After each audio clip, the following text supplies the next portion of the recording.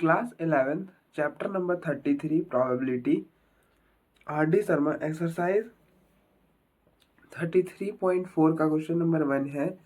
If A and B are the two events associated with a random experiment such that the probability of A is equal to 0.3, probability of B is equal to 0.4 and probability of A union B is equal to 0.5, then find the probability of A intersection B।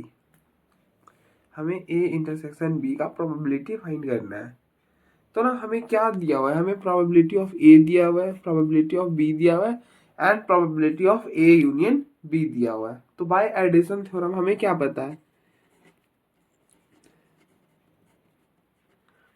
Bye addition theorem probability of A union B is nothing but probability of A plus probability of B minus probability of A intersection B। अच्छा, probability of A क्या है, probability of A is 0.3, probability of B is 0.4, probability of A intersection B हमें find करना है और probability of A union B दिया हुआ है 0.5। तो ये बनेगा 0.5 which is equal to 0.7 minus probability of A intersection B।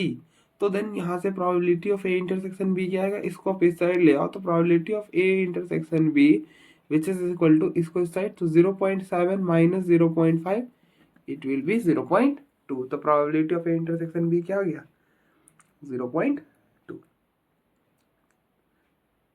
Next question number 2 है।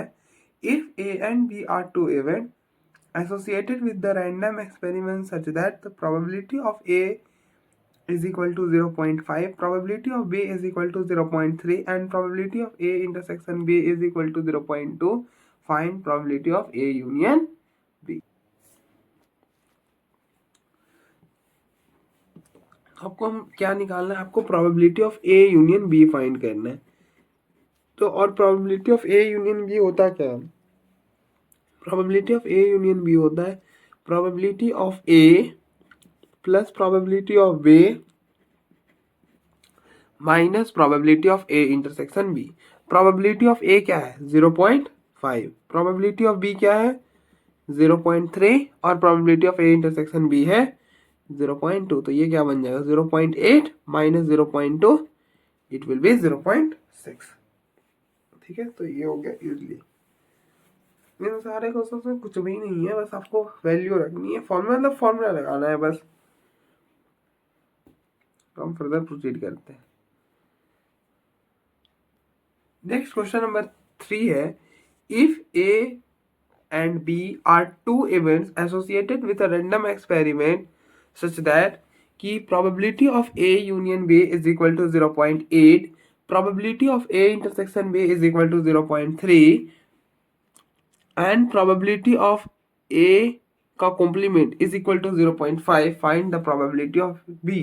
तो अब देखो हमें क्या दिया हुआ है, हमें probability of A union B दिया हुआ है। ठीक है, तो हम क्या करेंगे, ए यूनियन बी का फॉर्मूला अप्लाई करेंगे।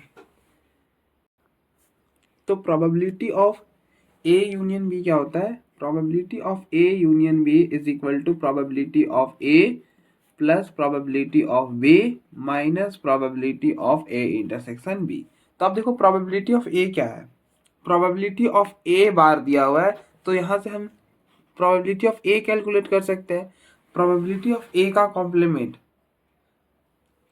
दिया हुआ है 0.5, तो प्रोबेबिलिटी ऑफ ए का कॉम्प्लीमेंट और प्रोबेबिलिटी ऑफ ए में रिलेशन क्या होता है, probability of A is equal to 1 minus probability of A का कॉम्प्लीमेंट, ये होता है। तो 1 माइनस 0.5 मतलब बेसिकली ये आपने पढ़ा होगा probability of A plus probability of A का complement is equal to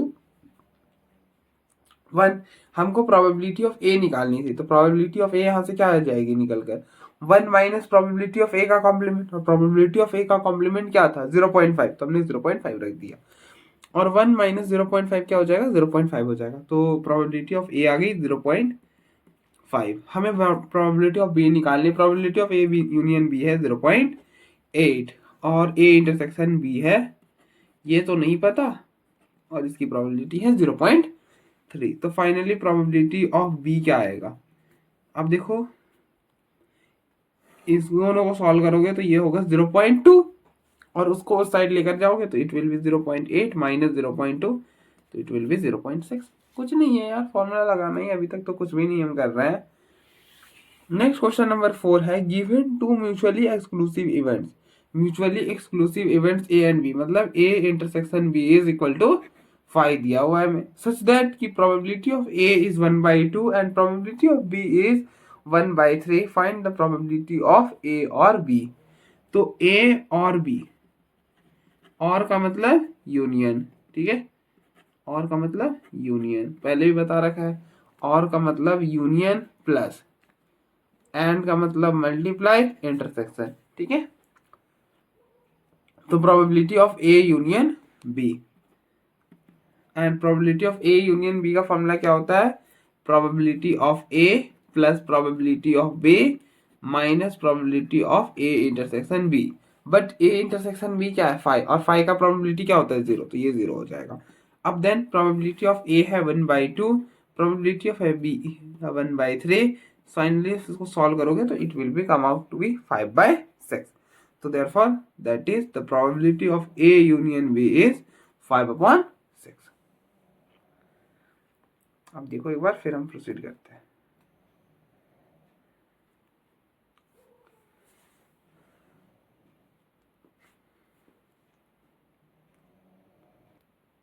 next question number 5 है if A and B are mutually exclusive events associated with the random experiment such that the probability of A is equal to 0.54, probability of B is equal to 0.5, then calculate this। अब देखो आपको क्या दे दिया कि A and B are mutually exclusive event, मतलब A intersection B क्या है? 5। अगर A इंटरसेक्शन B 5 है तो probability of A intersection B क्या हो जाएगा? 0, की प्रोबेबिलिटी ऑफ 5 इज 0, ठीक है।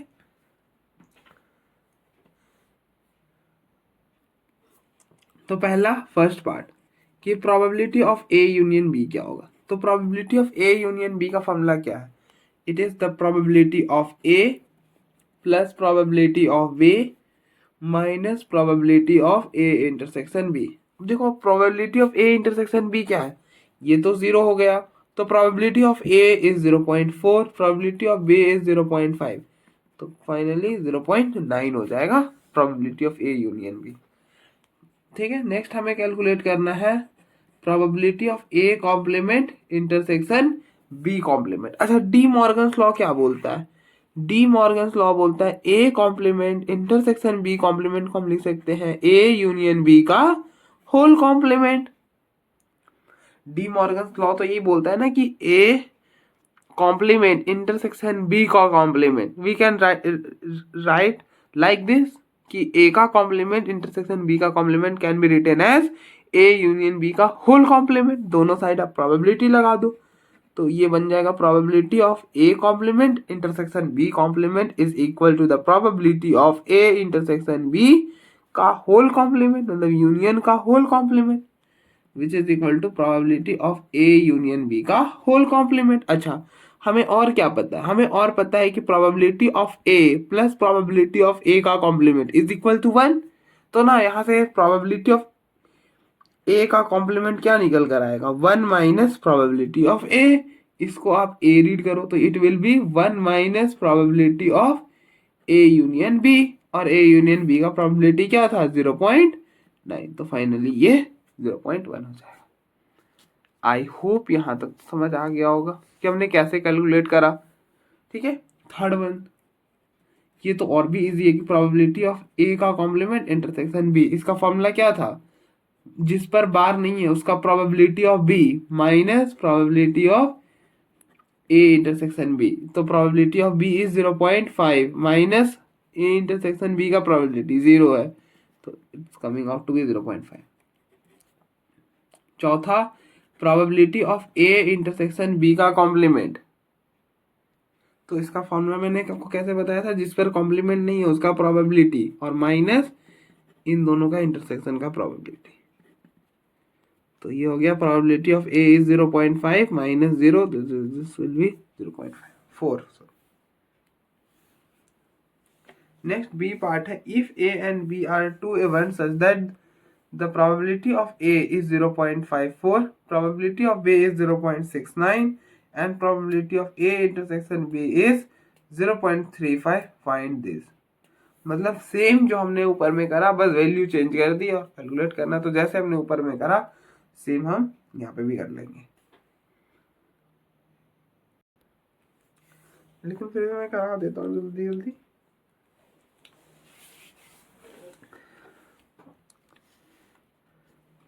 अब देखो solution. First, probability of A union B. Probability of A union B क्या होता है? Probability of A plus probability of B minus probability of A intersection B. Probability of A is 0.54, probability of B is 0.69 and probability of A intersection B is 0.35. तो ये क्या होगा? देखो अब इनको ऐड करोगे तो 35 हटाओगे ना तो 34 रह जाएगा. 34 8 होगा शायद मेरे हिसाब से, यही आएगा. आप चेक कर लेना अगर कुछ मिस्टेक हुआ होगा तो. Second, probability of A complement intersection B का कॉम्प्लीमेंट क्या होता है? Probability of A union B का कॉम्प्लीमेंट. ठीक है, इस चीज को हम ऐसा भी लिख सकते हैं, probability of A union B का कॉम्प्लीमेंट. और फाइनली ये क्या बन जाएगा? 1 minus probability of A union B. 1 minus A union B का प्रोबेबिलिटी है 0.88, तो इट विल बी 0.12. ठीक है.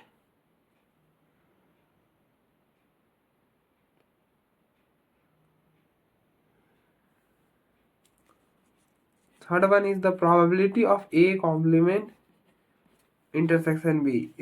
इसका क्या फॉर्मूला है?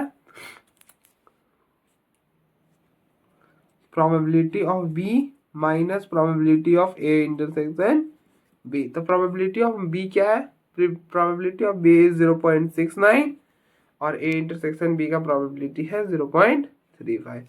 तो ये क्या निकल कर आएगा? 0.34. ठीक है. चौथा, probability of A intersection B का कॉम्प्लीमेंट.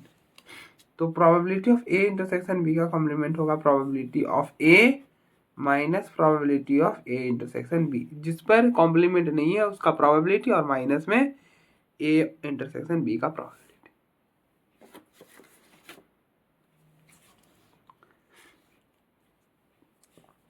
प्रोबेबिलिटी ऑफ ए क्या है? 0.54 माइनस 0.35.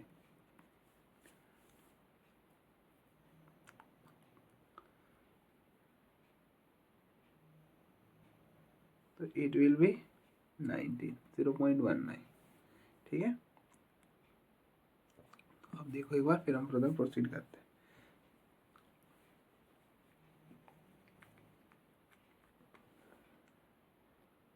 नेक्स्ट सी पार्ट है, fill in the blank in the following table. हमें इन जो ब्लैंक्स हैं इनको फिलअप करना है. ठीक है.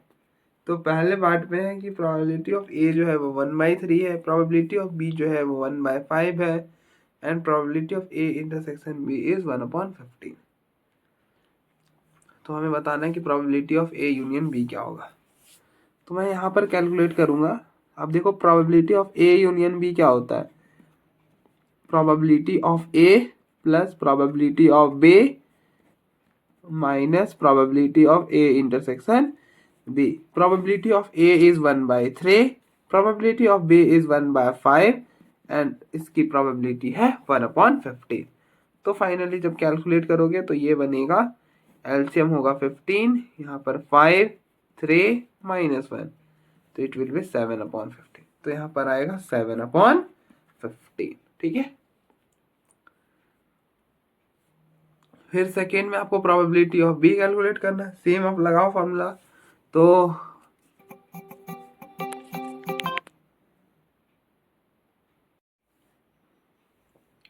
तो सेकेंड पार्ट में हमें प्रोबेबिलिटी ऑफ बी निकालना था. तो सेम फॉर्मूला आप अप्लाई करो. तो probability of A union B is equal to probability of A plus probability of B minus probability of A intersection B.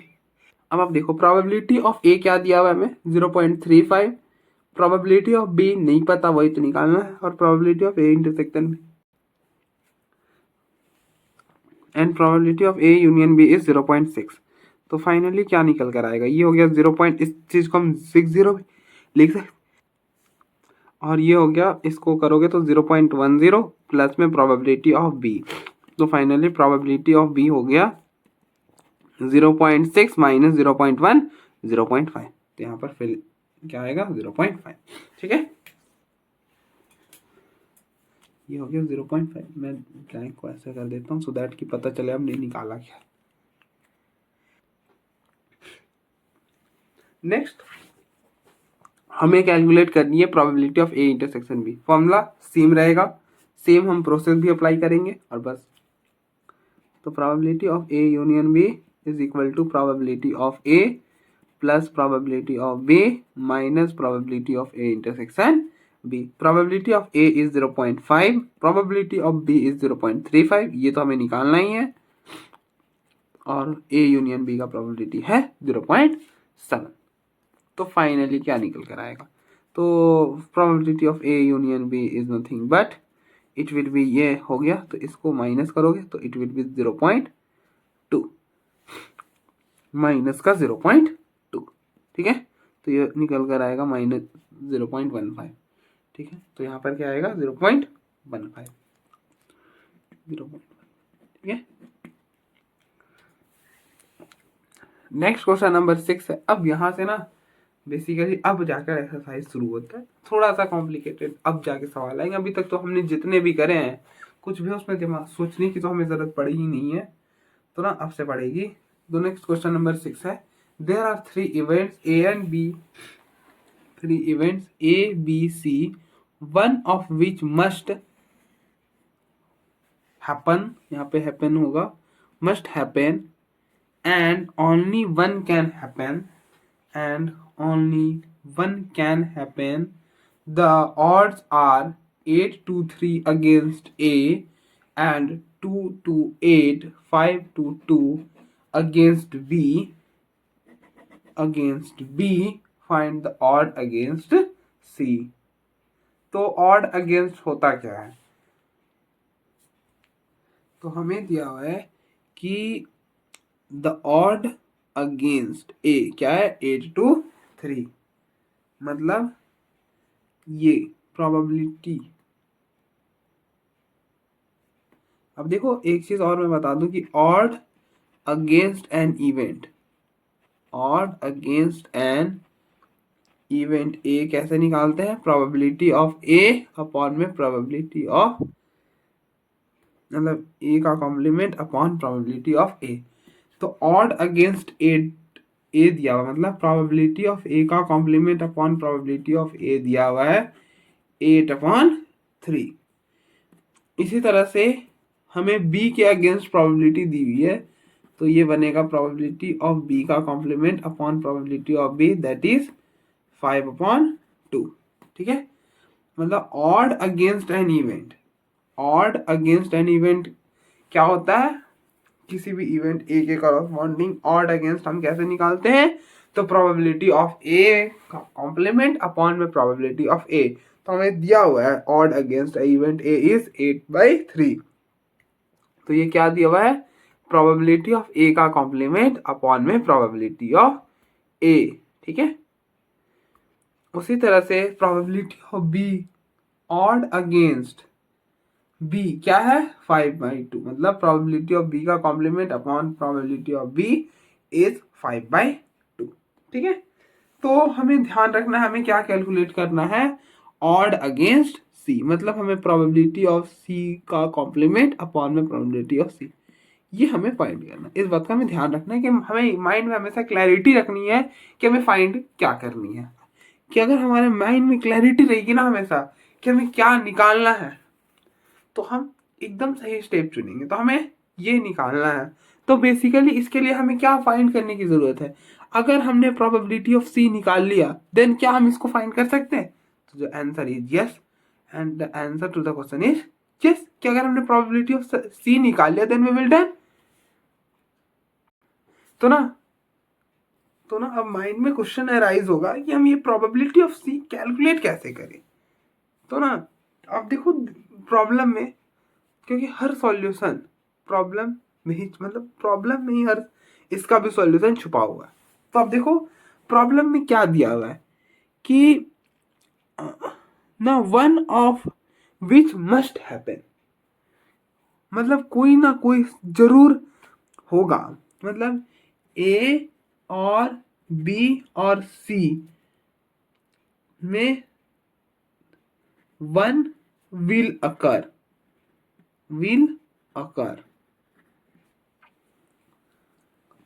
Definitely ये लाइन यही कहना चाह रहा है।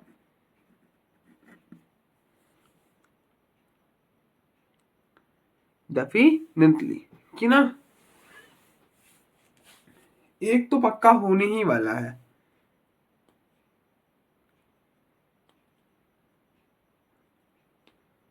तो मतलब क्या है यहाँ पर मतलब श्योरिटी आ रही है कि ना एक तो होगा ही।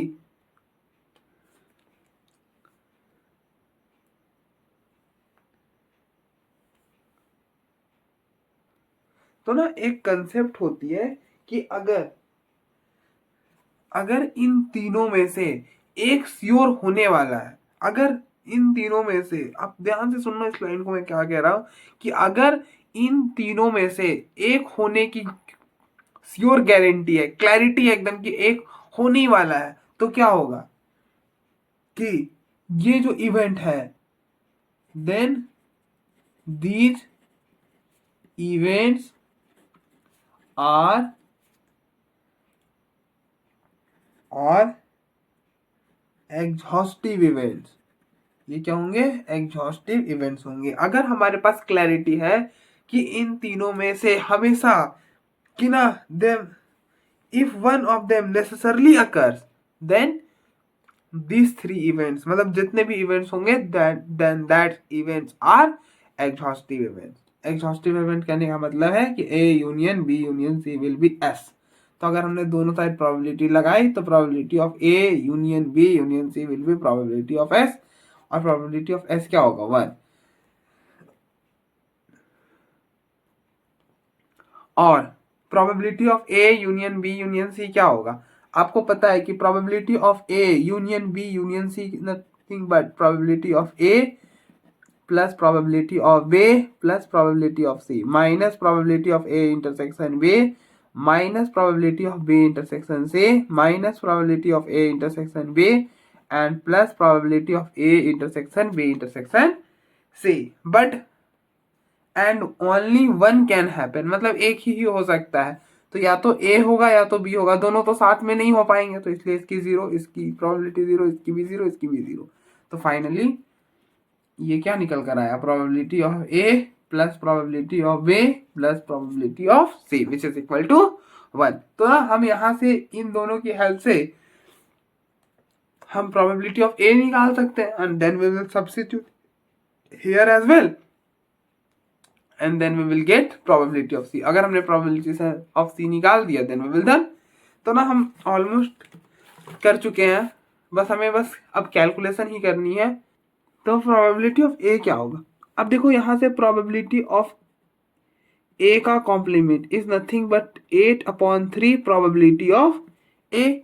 और आपको क्या पता है कि प्रोबेबिलिटी ऑफ ए का complement plus probability of A is equal to 1 and probability of A का complement is 8/3 probability of A plus probability of A which is equal to 1। आप एलसीएम लोगे तो it will be 11/3 probability of A which is equal to 1।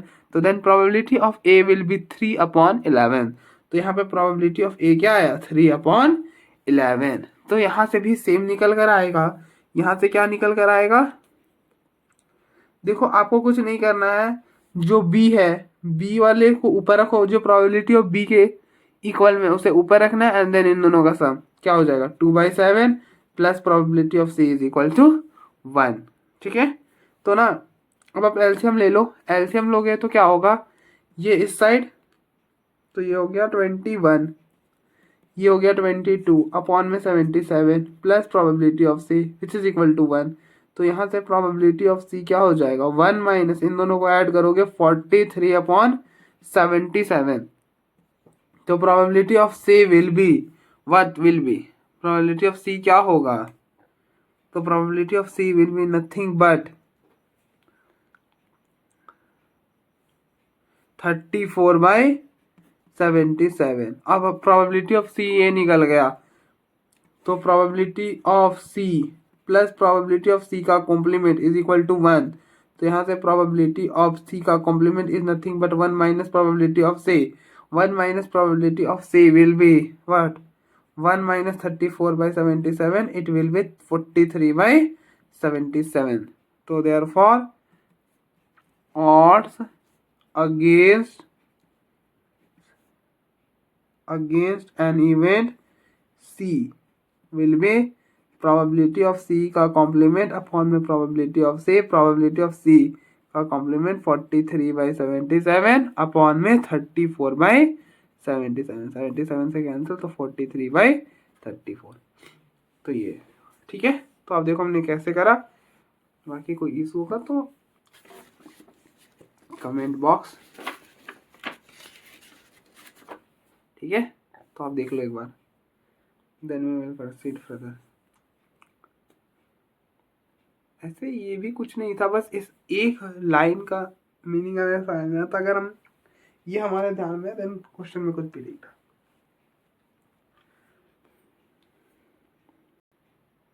Next question number 7 है one of the two event must happen given that the chance of one is 2/3 of the other, find the odds in the favor of the other। ठीक है। तो आप देखो हम इसे कैसे करेंगे। तो ना ये इतना मुश्किल नहीं है, बट प्रोबेबिलिटी में बेसिकली जो भी बंदा है वो अच्छा कर पाएगा तभी, जब अगर ना उसे थोड़ा सा प्रॉब्लम को अंडरस्टैंड, जो जितना अच्छा से अंडरस्टैंड कर पाया वो यहाँ पर उतना अच्छा कर पाएगा। ठीक है। तो ना प्रोबेबिलिटी में ऐसा कुछ नहीं है कि ऐसा कुछ ना कि फॉर्मूला सीख लिया देन वी विल डन, ऐसा नहीं है। आपको ना प्रैक्टिस तो करनी पड़ेगी। तो आप देखो ये प्रॉब्लम क्या कह रहा है, one of the two event. पहले हमने इवेंट्स के बारे में कुछ नहीं दिया प्रॉब्लम में, तो लेट अस सपोज कि दो इवेंट्स हैं। तो late A and B are two events associated with the random experiment,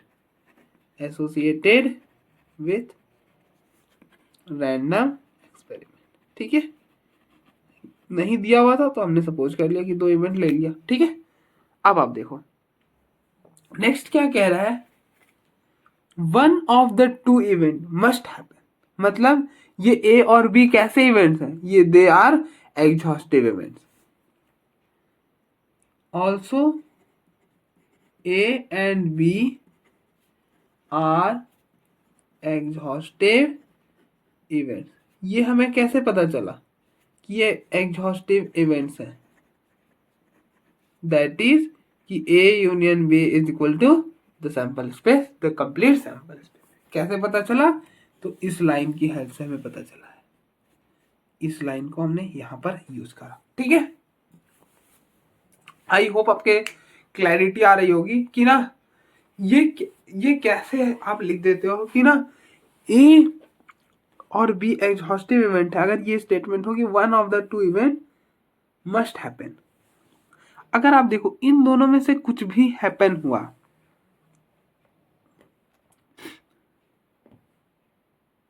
तो उसकी प्रोबेबिलिटी क्या है, होगी 1 होगी, 1 होगी ना।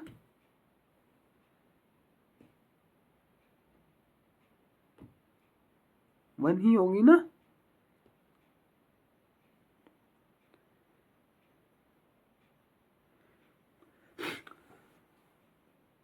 देखो मैं आपको इसको प्रूफ बताता हूं। ठीक है।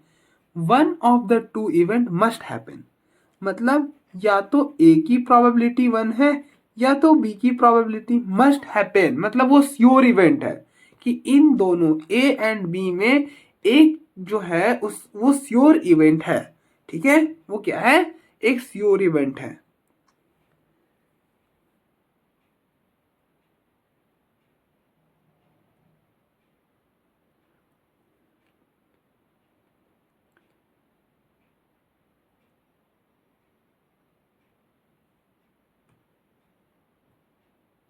मतलब इस चीज को आप ऐसा समझो कि ये लाइन ये कहता है कि one of the two event must happen, कि ना अगर ऐसा कभी केस बना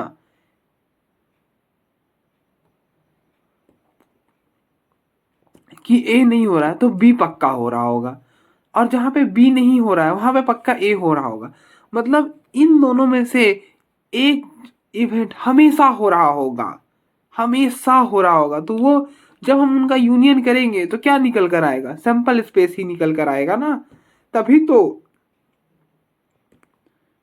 उसकी मतलब वो हमेशा हो पाएगा। अगर कोई इवेंट हमेशा कब होता है, जब that event is sure event. Sure event कहने का मतलब क्या है कि वो सैंपल स्पेस के इक्वल है।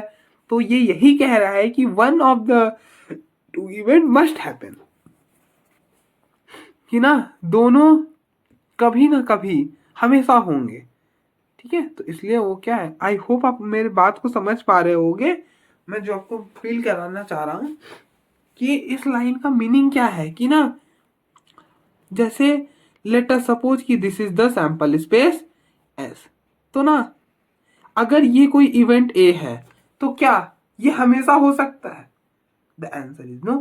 Answer to the question is no, कि हमेशा नहीं हो सकता। अगर हम यहाँ वाले कुछ पॉइंट लेंगे तो देन ये इवेंट क्या आकर करेगा, नहीं करेगा ना, ऑब्वियस सी बात है नहीं करेगा, ठीक है। ये तो होगी ना क्लैरिटी इतनी कि इवेंट ए हमेशा आकर नहीं करेगा। कोई भी इवेंट कब हमेशा आकर करता है, जब उसकी प्रोबेबिलिटी क्या हो, वन हो। अगर वो श्योर इवेंट है तो हमेशा आकर करेगा। अच्छा, तो यहाँ पे यही तो कह रहा है one of the two event must happen.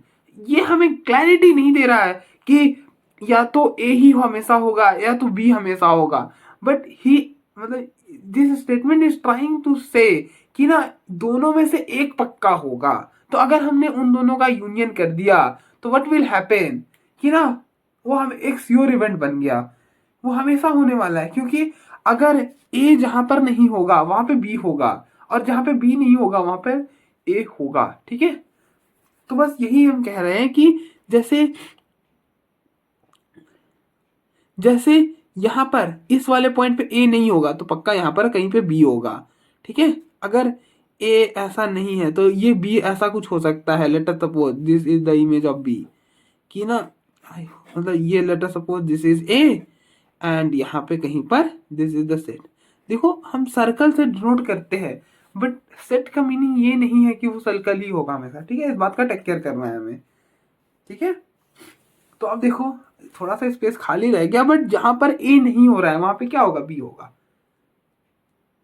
तो इन दोनों का यूनियन क्या होगा, सैंपल स्पेस के बराबर होगा। आई जो मैं समझाना चाह रहा हूँ आई होप आपको समझ आया होगा, और फिर भी नहीं आया तो मैं नेक्स्ट टाइम और बेटर से ट्राई करूंगा।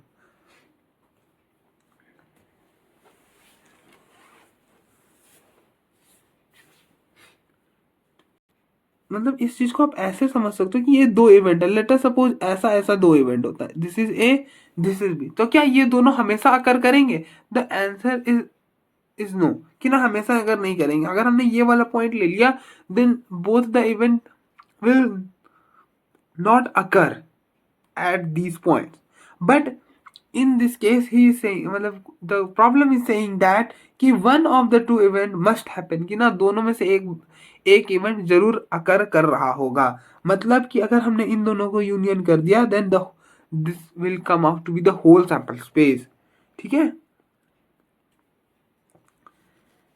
अब देखो यहाँ पर अगर आप इन दोनों को यूनियन करते तो क्या पूरा सैंपल स्पेस आता, नहीं आता ना। बट यहाँ पे इसने कहा कि हमेशा हो रहा है ना, एक दोनों में से एक पक्का हमेशा हो रहा होगा, ठीक है। तो ही हमने यूनियन करा तो सैंपल स्पेस आ गया, ठीक है। बट इस लाइन का ये मीनिंग होता है, आप याद भी रख सकते हो। नेक्स्ट, कि given that the chance of one is two the third of the other. तो मतलब क्या कि प्रोबेबिलिटी ऑफ ए के होने का चांस क्या है, 2/3 है, दूसरे के होने का। ठीक है, ठीक है। तो find odds in favour of other.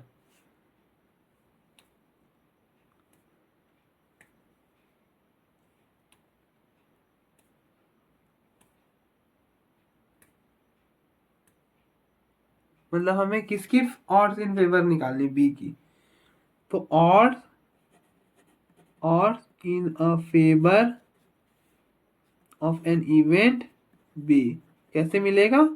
तो this will be probability of A upon में प्रोबेबिलिटी ऑफ बी का कॉम्प्लीमेंट। तो मतलब हमें क्या निकालना है, बेसिकली प्रोबेबिलिटी ऑफ बी निकालना है। ठीक है, दोनों साइड यहाँ पे इसका हेल्प ले लो। Probability of A union B is equal to probability of the sample space की प्रोबेबिलिटी 1 और इसकी probability of A plus probability of B minus probability of A intersection B.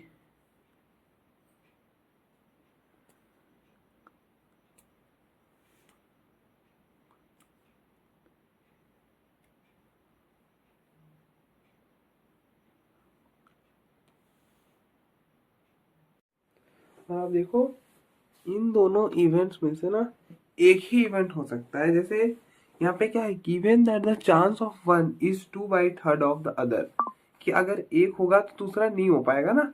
आप समझो, मतलब जैसे इसका 1/3 चांस है,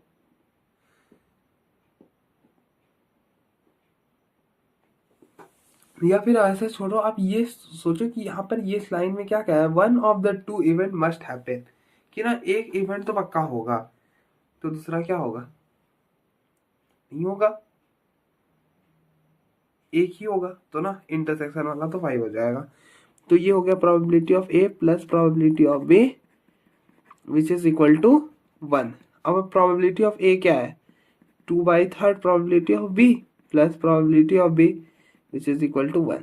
तो ये हो जाएगा probability of B which is equal to 3/5। तो प्रोबेबिलिटी ऑफ बी का कॉम्प्लीमेंट क्या होगा, 2/5। तो इट विल बी 3/2। ठीक है, मुझे पता है यहाँ पर क्लैरिटी नहीं आई कि ये कैसे 0 हो गया, बट कि ना probability of A intersection B कैसे 0 हो गया। तो आप देखो इस स्टेटमेंट में क्या है, one of the two event must happen, मतलब दोनों इवेंट में से एक इवेंट पक्का होगा। ठीक है, लेट अस सपोज ए हो गया, लेट अस सपोज कि ए हुआ उस केस में, क्योंकि बी वाले केस में कॉन्ट्राडिक्शन नहीं आएगी। अगर ए हुआ तो what will happen, A 1 is equal to probability of B. A event जो है ना हो गया ना, हुआ तो उसकी प्रोबेबिलिटी क्या होगी, 1। अगर एक इवेंट श्योर बना तो 1, तो यहाँ से प्रोबेबिलिटी ऑफ बी क्या आ गए, 3/2, जो कि पॉसिबल नहीं है।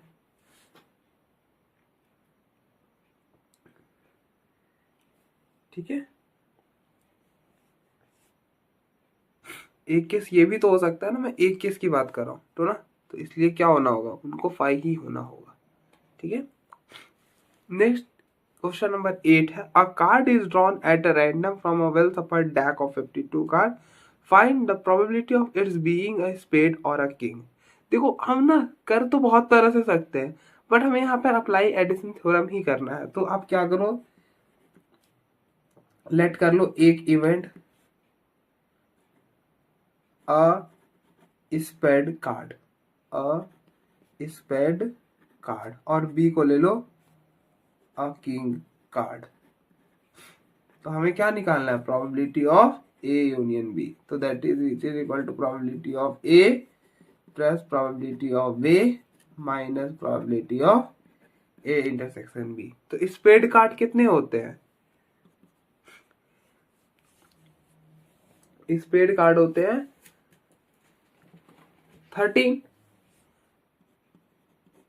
और टोटल कितने कार्ड थे, 52।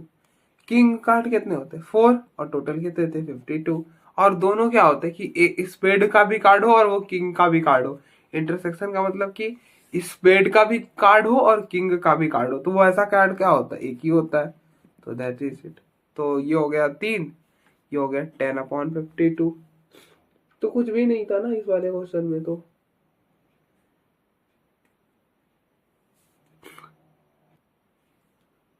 तो ये हो गया 16/52 ना।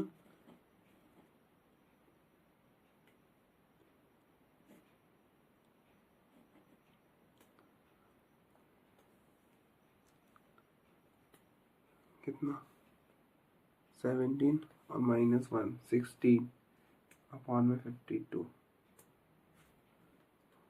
तो 8/26 4/13 तो 4/13 ठीक है। तो आप देख लो एक बार यही आएगा। तो ना आज के लिए बस इतना ही करते हैं, बाइंड अप करता हूँ मैं और बाकी कल करते हैं ठीक है।